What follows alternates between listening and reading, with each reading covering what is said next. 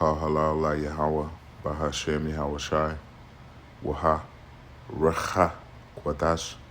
All praises and glory go to you, Lord. Double honors and respect go to our apostles, bishops, elders, and teachers, the men of great millstone. To you I say shalom. Salutations to the hopeful elect. It's your brother Amraya, and let's get into it. Today we're going into data collection and how it ties into the MOT to the B, the RFID micro C-HIP that will surely come in the very near future. All right, and all of this was brought about due to recent events dealing with your presidential election, where your new president, Donald Duck, has gotten buddy-buddy with Elon Musk, okay? Peed my lingo. And how all of this pertains to the coming New World agenda that the so-called self-proclaimed white man is going to roll out, the biblical nation of Esau, Edom, the devil that the Bible speaks of. And as the scriptures say, we are not ignorant of Satan's devices, all right? Now, this man, the nation of Esau, Edom, the so-called self-proclaimed white man, has a God complex.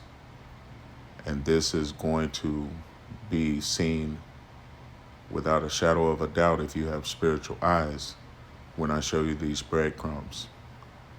But first, this is Isaiah chapter 14 and verse 12. It says, "How art thou fallen from heaven, O Lucifer, son of the morning?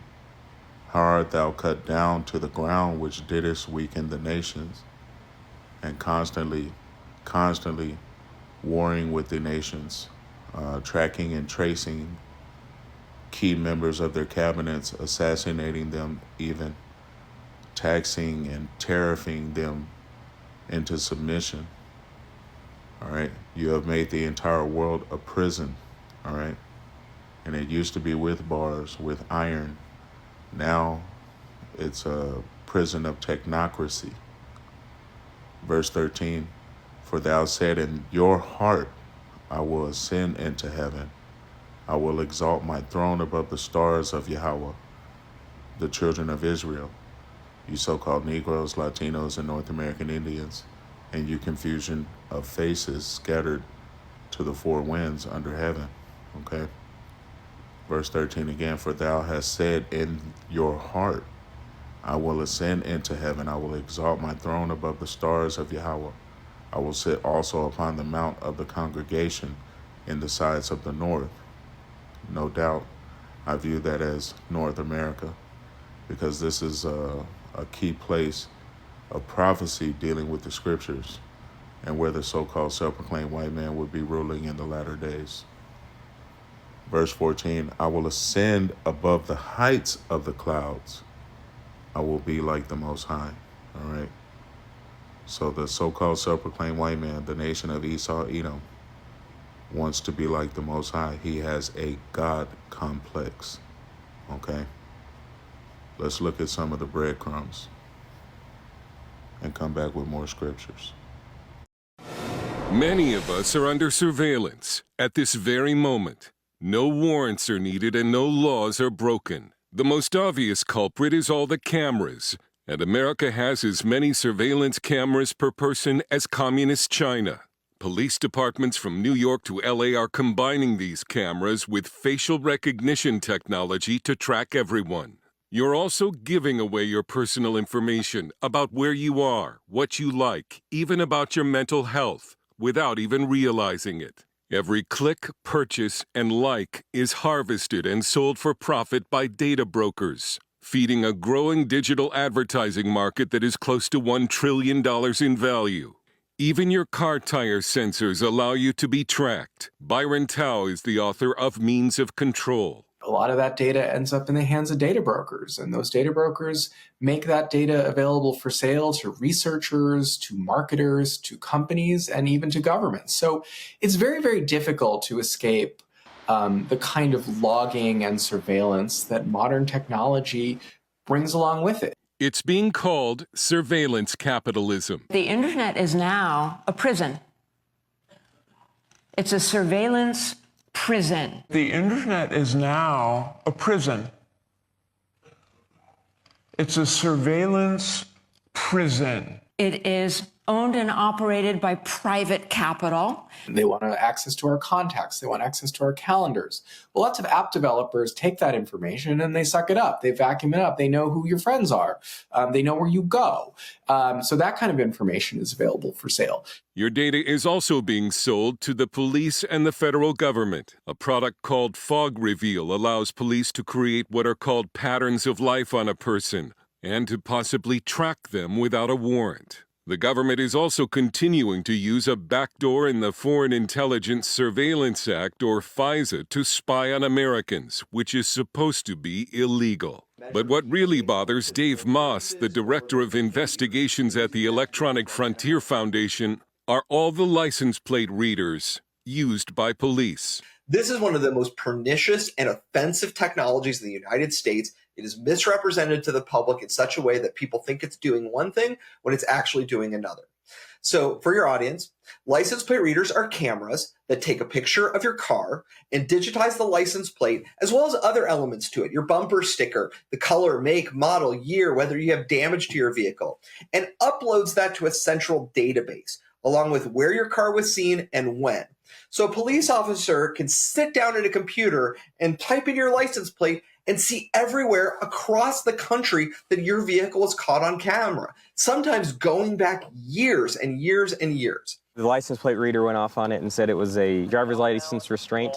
So it looks like on here, so she has a suspended driver's license. That can be on any screen on the computer, and if it hits on a license plate, it'll pop up. It doesn't matter whether you are tied to a crime or not, they're capturing it on everyone. And that allows them to track you in real time. They can add you to a watch list and just watch you and get alerts every time you pass a camera. We asked the FBI if it's still buying the data of Americans. It did not respond. The question is, can Americans roll back the surveillance state when data harvesting is now such a large part of the economy and so little is being done to stop it? Facebook is an idealistic and optimistic company. Elon Musk entered the scene from this big tech environment. There is no doubt that his approach in leading Tesla is transforming the automotive industry. But it doesn't just come with the good. It also comes with all the problems the big tech is drowning the whole world in. Elon Musk took a look at the big tech companies and combined their worst and most selfish aspects to build a path towards the ultimate automobile monopoly. This is a point when our thought experiment becomes a prediction based on the current trends. Think about all the problems with social media platforms and apply them to Tesla. Like the ability of these platforms to monitor every single step of all of their users, decide what people get to see, and who gets to participate. Now imagine a world where Tesla becomes the Facebook on wheels. Because Tesla has been tracking your browser history and social media posts, Amazon became such a dominant monopoly in everything they touched because they didn't just focus on online retail, they also built their entire logistics infrastructure from scratch. Likewise, Amazon isn't just a marketplace for third-party sellers. Now they're also selling their own Amazon-branded products. But look at what happened to all the other companies Amazon competed with. First, online retail was completely obliterated because everyone else had to rely on third-party delivery companies except for Amazon. But then, even the old delivery and logistics behemoths, UPS and FedEx, eventually lost their position to Amazon because neither UPS nor FedEx had their own online marketplace. And today, if you are not selling on Amazon, you're almost guaranteed to fail. Tesla is competing with other car companies, but Tesla is not just a car company. It's also an energy company, and a charging company, and a software company. But most importantly, a data company. Tesla's data collection goes far beyond miles. It's about tracking everything that happens inside the car, outside the car, and its drivers' and passengers' behaviors. During a 2017 update, Teslas went from uploading a few megabytes of data a day to several hundreds at a time. When it comes to data collection, Tesla is acting more like a data broker than a car company. Teslas are operating with always-on recording and wireless connection. This is Revelation chapter 12, verse 12. Therefore rejoice, ye heavens, and ye that dwell in them.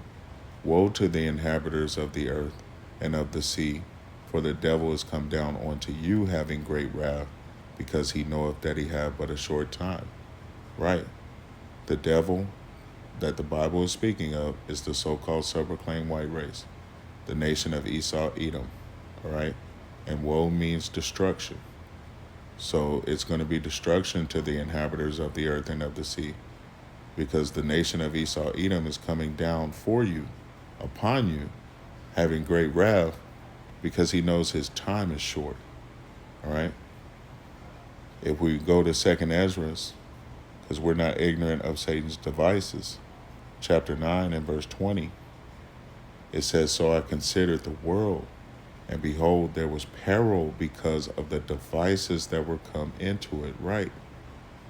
This devil has you constantly under surveillance, tracking and tracing you, monitoring everything that you look at on Facebook, any of these social media platforms, X, WorldStar, because your phones are constantly collecting data on you, and it's being sold to your government.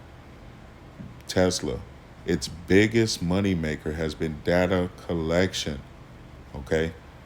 Tracking and tracing these roads, its drivers, their moods and mannerism while they're riding, their passengers, all of the things they're looking at on their phones, because all of that connects to your phone. If you have a new car, that's what your phone does. And it's all about data collection. And it's all going to play into the RFID micro C-HIP, okay? Because they're going to know everything about you without ever having to interview you, all right? All of the data collection goes to Revelations chapter 13, and we'll scroll down to verse 16, all right? And it says, he causeth all, both small and great, rich and poor, free and bond, to receive a mark in their right hand or in their foreheads, and that no man might buy or sell, save he that had the mark, or the name of the beast, or the number of his name. So you're not going to participate in the coming world economy without the RFID micro C-HIP, which is the mark, the charagma or haragma, spoken of here in Revelation 16. And verse 17 leads us to a key connection here. It says, and that no man might buy or sell, save he that had the mark. Right. So, question.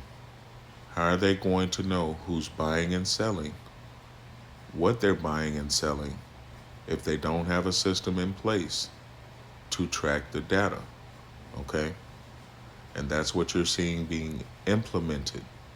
All of these different systems that are collecting your data accurately, might I add, is being set up for the MOT to the beast system, the beast system. All right? They're going to need this system in place before they can implement the charagma or haragma, the mark, the piercing in your flesh, that grain of rice device that is going to track and trace you real time accurately. All right? Which they've already had an opportunity to do this accurately through your smart devices. All right? And now they're just going to connect it to that system via the RFID micro C-HIP. All right? And all of the data collection is leading us to that mark.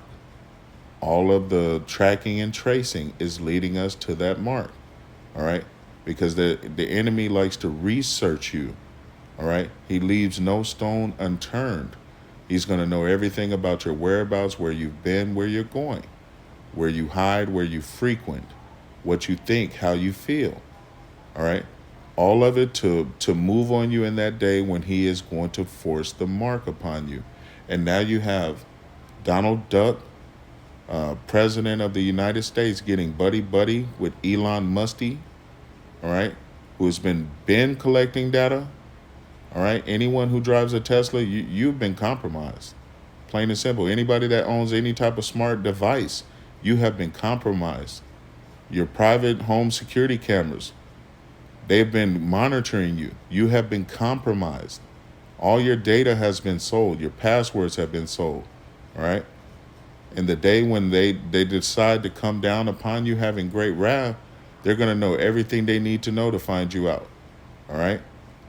And it doesn't matter, because if you dump your smart devices, right, and you say, I'm a pilgrimage, all right, you might have a chance, but more than likely they're going to know anywhere that you find as a safe haven because you visited it at some point in your journey with these smart devices, all right?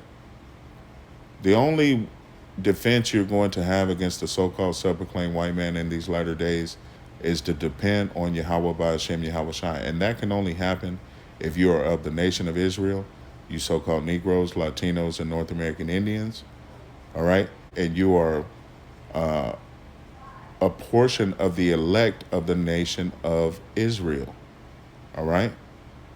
Because no one else is going to receive salvation from what is coming except the elect of the nation of Israel, all right?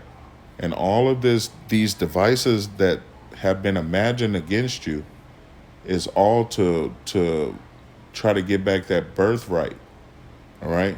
To try to thwart prophecy, all right? That the children of Israel would be the beginning of the world to come. As it says, Esau is the end of the world, and Jacob is the beginning of it that followeth. So they're trying to put down that prophecy, all right? They're trying to get back that birthright. They have a God complex. They're monitoring and tracing and tracking you, all right? They've already authorized lethal force on American citizens on American soil. And all of this is in the control of Donald Duck at this point, who now is buddy-buddy with the king of data collection in these latter days, all right? And why do you think that is? Because the two are going to go hand in hand to your oppression. You Israelites better wise up. See, they're going to roll out their new world agenda, all right, here very soon. It's already set up for them to roll it out, right? And now all they have to do is kick it off. Job chapter 20, verse 4. Knoweth not this of old, since man was placed upon earth, that the triumphing of the wicked is short, and the joy of the hypocrite but for a moment, right? All right? The nation of Esau, Edom, is planning to roll out their new world agenda, but their joy is going to be short, all right? Their joy is going to be very short. They're not going to receive the victory. Let's scroll down.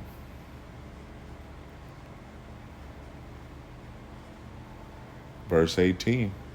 That which he labored for, right? The nation of Esau, Edom, his new world agenda. That which he labored for shall he restore, and shall not swallow it down. According to his substance shall the restitution be, and he shall not rejoice therein, right? Because he hath oppressed and hath forsaken the poor, because he hath violently taken away a house which he builded not. Surely he shall not feel quietness in his belly. He shall not save of that which he desired. And what does he desire? As I've already shown you, he has a God complex. He wants to be like the Most High. He wants to set his throne above the stars of Yahweh, the children of Israel, the two prophets that have tormented him. He wants to rule over them for all eternity. But that is a blessing that is going to go to the nation of Israel, you so-called Negroes, Latinos, and North American Indians. Verse 22, in the fullness of his sufficiency. And right now he's in that fullness, all right? He's got the people on board with this border crisis, making people think that they're unsafe. It is going to further lead to them allowing him this totalitarian rule in which he is going to implement all the devices. Remember, the world was in peril because of the devices that had come into it, 2 Ezra chapter 9. He's going to implement all those devices, the imaginations of their heart, upon the children of Israel and the rest of the world as well. All right? Verse 22 again, in the fullness of his sufficiency he shall be in straits, a position of difficulty. Every hand of the wicked shall come upon him. When he is about to fill his belly, Yahweh shall cast the fury of his wrath upon him, and shall rain it upon him while he is eating. He shall flee from the iron weapon, and the bow of steel shall strike him through. Right.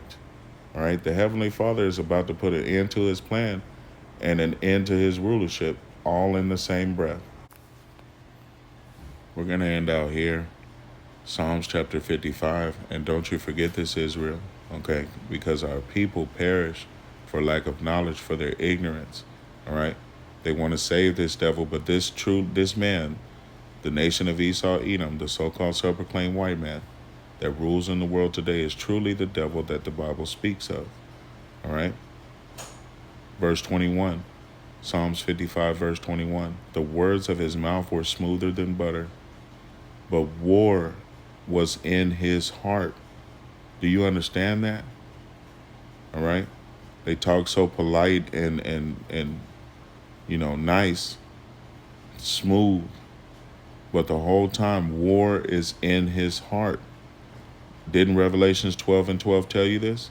That the enemy shall come down upon you having great wrath because he knows that he hath but a short time. War is in his heart. He's trying to take back that birthright by violence. All right?